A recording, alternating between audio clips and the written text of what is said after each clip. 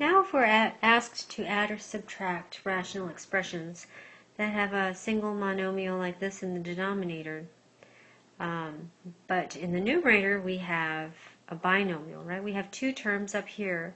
We have 5b plus 1, and so I'm going to remind myself that even though they're two terms, I think of the numerator as one entity, right? And here I'm going to do the same thing just to remind myself that those two stay together.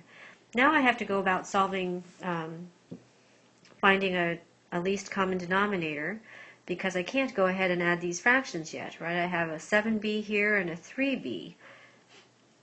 So I have to first get a common denominator.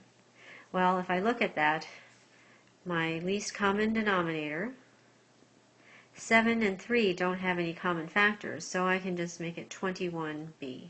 Right? So I'm going to try to write each of these rational expressions in terms of the least common denominator, or 21b.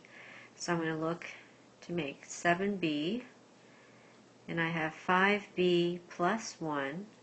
Remember, I'm going to keep all of this together. And somehow I want to get that to equal something over 21b, right? So what do I need to do to the denominator here? I need to multiply it by a 3, and that gives me 21b. So that means I need to multiply the numerator by 3. So I'll go ahead and multiply. I'm going to keep my parentheses there to remind myself that I need to distribute that 3 to each term inside the parentheses. For my next rational expression, I have 3b minus 2 all over 3b.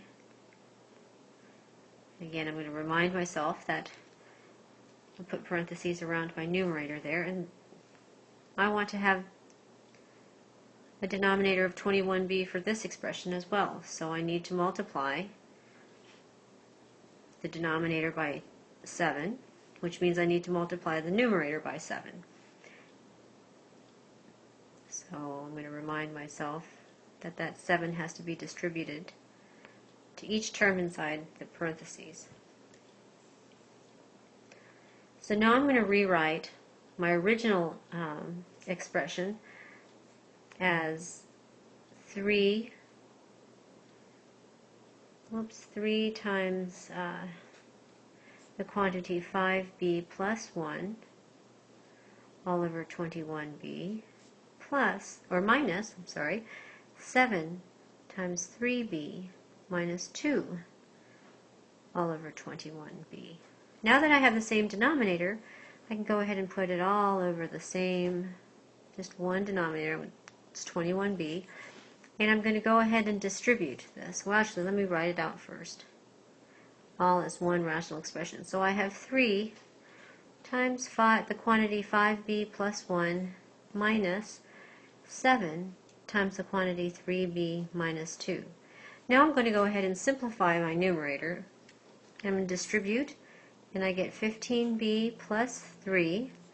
And don't forget I had to distribute these two, so I have minus 21b plus 14. All of that over 21b. Okay, now I can go ahead and look for my like terms. I have 15 minus 21b gives me a negative 6b, and I have a 3 plus 14, so I have a plus 17, and all of that's over 21b. And that's my final answer.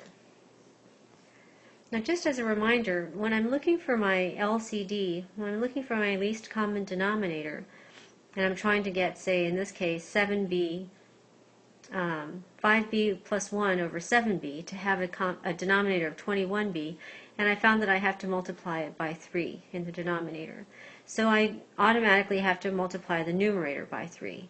Now, if you remember, I just want to remind you, the reason we can do this is because 3 over 3 is the same as 1, right? So multiplying anything by 1 just gives me its original value. It doesn't change the value at all.